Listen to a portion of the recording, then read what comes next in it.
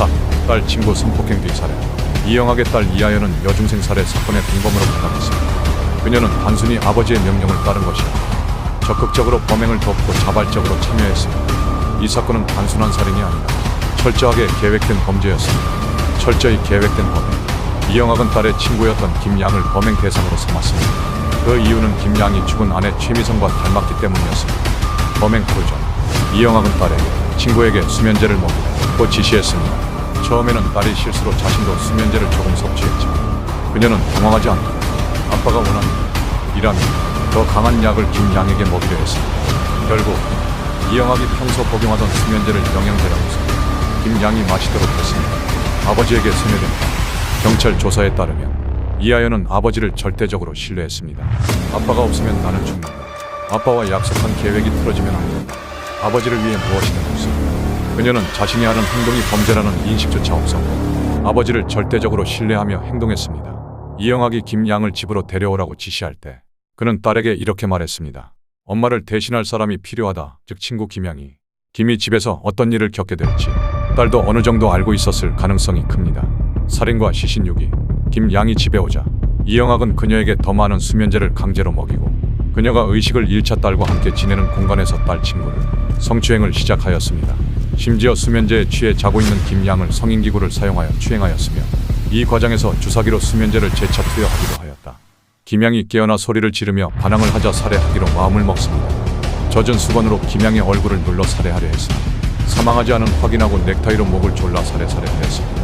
그 후 그는 딸과 함께 김양의 시신을 캐리어에 담아 강원도 영월의 한 야산으로 이동했습니다. 그곳에 시신을 유기한 후 그들은 서울로 돌아와 지인의 도움을 받아 도피를 시작했습니다. 살인 후 태어난 태도. 범행 이후 이하연은 전혀 죄책감을 보이지 않았습니다. 피해자의 부모가 전화를 했을 때 몰라요 라고 시치미를 댔습니다. 김양이 실종된 후 친구들과 카톡에서 살아는 있겠지 그거 라고 농담을 했습니다. 피해자의 부모와 만났을 때도 냉담한 태도를 보였습니다. 더욱 충격적인 사실은 김양은 초등학교 시절 이하연이 지병으로 놀림을 받은 그를 도와주던 친구였다는 점입니다. 그러나 이하연은 아버지를 위해 그 친구를 대신하고 살해하는 데 가담했습니다. 심리적으로 완전히 종속된 탓. 프로파일링 결과 이하연은 아버지에게 완전히 종속된 상태였습니다. 아버지에 대한 비판을 견디지 못하고 강하게 반발. 우리 아버지는 그런 사람이 아니다 라며 범행을 했죠. 자신의 행동을 전혀 후회하지 않았다. 이는 일종의 스톡홀름 증후군과 비슷한 현상입니다. 소년병들이 보이는 전형적인 심리 상태였습니다. 그녀는 아버지의 명령이다 어떤 행동도 정당하다고 믿고 있었습니다. 어버, 체포 과정 및 재판. 2017년 9월 30일 피해자 김양이 실종되자 가족은 경찰에 신고했습니다. 하지만 초동 수사는 미흡했습니다.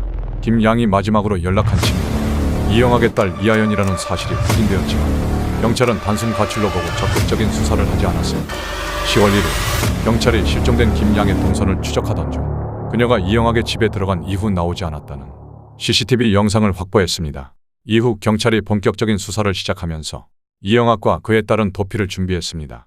10월 2일 경찰이 이영학의 집을 방문했지만 문이 잠겨있어 들어가지 못했습니다. 이때 이영학은 이미 시신을 유기한 후 도피 생활을 시작하고 있었습니다.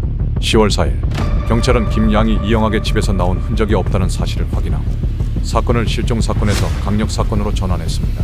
압박을 느낀 이영학은 딸과 함께 수면제를 받아 복용하며 자살을 시도했습니다. 10월 5일 오전 10시 24분 경찰은 서울 도봉구의 한 원룸에서 이영학과 그의 딸을 발견해 체포했습니다. 그는 체포 직후 시신 유기 혐의만 인정하며 살인 혐의는 부인했지만 10월 6일 경찰이 강원도 영월에서 김양의 시신을 발견하자 결국 살인을 자백했습니다. 2017년 11월 1일 검찰은 강간등 살인, 사체 유기, 마약류 관리법 위반 등의 혐의 이영학을 구속 기소했습니다. 그의 딸 또한 사체 유기 및 미성년자 유인 혐의로 기소되었습니다. 첫 공판에서 이영학은 모든 혐의를 인정하며 가명을 호소했습니다. 그는 반성문을 제출하며 무기징역만은 선고하지 말아달라, 희망이 있는 삶을 살고 싶다고 말했습니다. 그러나 검찰은 사회에서 영원히 격리해야 하며 사형을 구형했습니다. 2018년 2월 21일 서울 북부지방법원 이영학에게 사형을 선고했습니다. 하지만 2018년 9월 6일 항소심에서 무기징역으로 감형되었습니다. 그리고 2018년 11월 29일 대법원에서 무기징역이 확정되었습니다.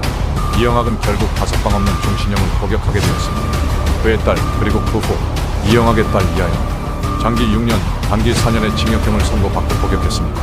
2025년 현재 그녀는 출소한 것으로 추정되지만 별다른 소식은 알려지지 않았습니다. 이 사건은 단순한 강력 범죄를 넘어 사회적 기부 시스템에 대한 불신을 초래했습니다. 이영학은 희귀병 환자라는 이미지를 위해 수십억 원의 후원금을 사기쳤고 이로 인해 진짜 도움이 필요한 사람들까지 피해를 입게 되었습니다. 이영학은 사형을 면했지만 영원히 사회에서 격리된 채 살아가야 합니다. 그 후 논란 및 사회 파장. 이영학 사건은 대한민국 사회에 크나큰 파장을 일으켰습니다. 그는 희귀병 환자 코스프레를 하며 10년 넘게 후원금을 챙겼습니다. 그의 감동적인 스토리는 SBS, MBC 등 주요 방송에서 다큐멘터리로 제작되었고 그를 돕기 위한 기부가 이어졌습니다. 하지만 조사 결과 그는 후원금으로 고급 승용차를 구입하고 명품을 사들이며 사치 생활을 즐겼으며 온몸에 수천만 원짜리 문신을 새겼음이 밝혀졌습니다. 언론과 방송사의 무책임한 미화, 방송사들은 그의 사연을 제대로 검증하지 않고 일방적으로 감동적인 이야기로 포장했습니다. 특히 그를 다룬 방송들은 사람들의 기부를 유도했지만 결국 후원금이 사기였다는 사실이 밝혀지면서 진짜 도움이 필요한 환자들에게도 후원의 손길이 끊기는 사태가 벌어졌습니다. 방송 관계자들 중 일부는 촬영 당시에도 그가 너무 방송을 잘 알고 있다는 느낌을 받았다고 합니다. 심지어 촬영 중 직접 이렇게 찍으면 더 불쌍해 보이지 않을까요? 라고 제안하기도 했습니다. 사회적 불신과 후유증. 이 사건 이후 기부 문화에 대한 불신 증가, 현부모 가정이나 희귀병 환자에 대한 부정적 시선 확대, 사회적 차별 심화. 일부 부모들은 자녀의 친구 관계까지 제한하는 모습을 보이기 시작했습니다. 그러나 이 사건은 특정 계층의 문제가 아니라 계획적이고 악랄한 한 개인의 범죄였습니다. 피해자의 부모 또한 딸이 친구 집에 간다고 했을 때 그 집에 아빠 있니? 오빠 있니? 하고 주의를 기울였지만 결국 범죄를 막지 못했습니다. 결국 이 사건이 보여주는 교훈은 단 하나입니다. 악행은 개인의 일탈이 아니라 사회 전체에 영향을 미치고 오랜 시간 후유증을 남긴다. 마지막으로 이영학 사건은 단순한 살인 사건이 아니었습니다. 그는 사람들의 선의를 악용해 기부 문화를 뒤흔들었고 사회적 신뢰를 무너뜨렸습니다.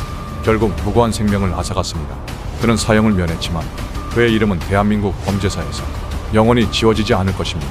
그리고 우리는 이 사건을 통해 무엇을 배워야 할까요?